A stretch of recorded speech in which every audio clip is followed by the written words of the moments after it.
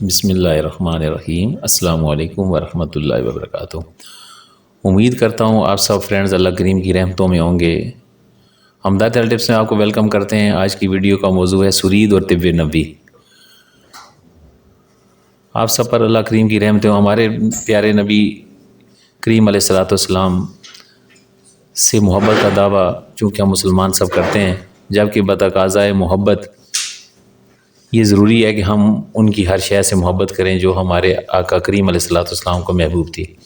ویسے تو سرکار دو عالم صلی اللہ علیہ وسلم کی عادت کریمہ تھی کہ آپ کو جو بھی حلال غذائیں میسر آتی، آپ صلی اللہ علیہ وآلہ وسلم اللہ تعالیٰ کا شکر ادا کرتے ہوئے تناول فرما لیتے تھے۔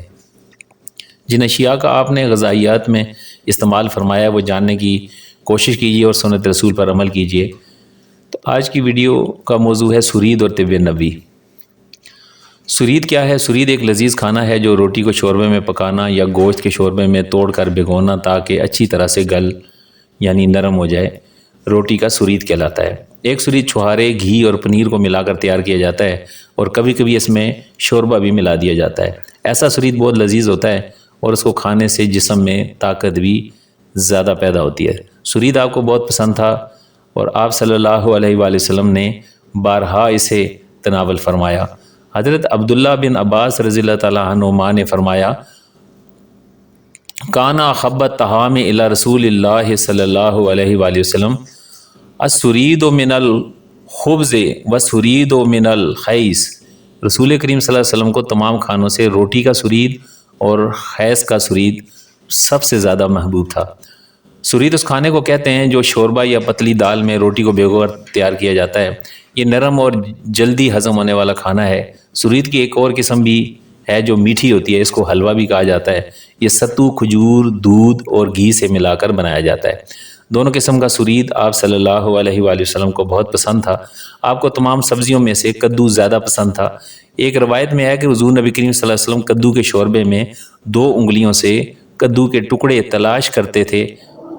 طب تحقیق کے مطابق کدو بلڈ پریشر اور خون کی گرمی دور کرنے میں نہایت مفید ہے۔ کدو پیاس کو تسکین دیتا ہے، جگر کی گرمی اور صفراوی بے چینی دور کرتا ہے۔ کدو کا پانی پرانی بلغمی، کھانسی اور دمے کے مریضوں کو پلانے سے بہت فائدہ حاصل ہوتا ہے۔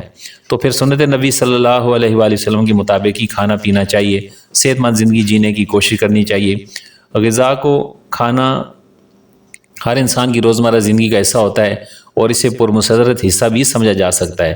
طب نبی صلی اللہ علیہ وسلم سے اگر آپ نے علاج کرنا ہے تو پھر جان لیجئے کہ یہ معلوماتی ویڈیو آپ کے لیے ہے۔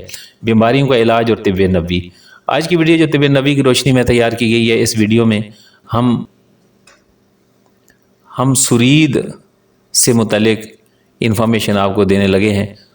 آئیے رسول کریم صلی اللہ علیہ وسلم کی زبان مبارک سے سنتے ہیں کہ اللہ رب کریم نے اپنے پیارے نبی پر جو بھی چیزیں نازل فرمائی ہیں وہ ہمارے لیے کتنی فائدہ مند ہے۔ حضور نبی کریم صلی اللہ علیہ وآلہ وسلم کی حدیث مبارکہ جو حضرت عبداللہ بن عباس رضی اللہ تعالیٰ عنہ نے بیان فرمائی ہے کہ تمام کھانوں میں رسول پاک صلی اللہ علیہ وسلم کو روٹی کا سرید اور حیض کا سرید بہت محبوب تھا۔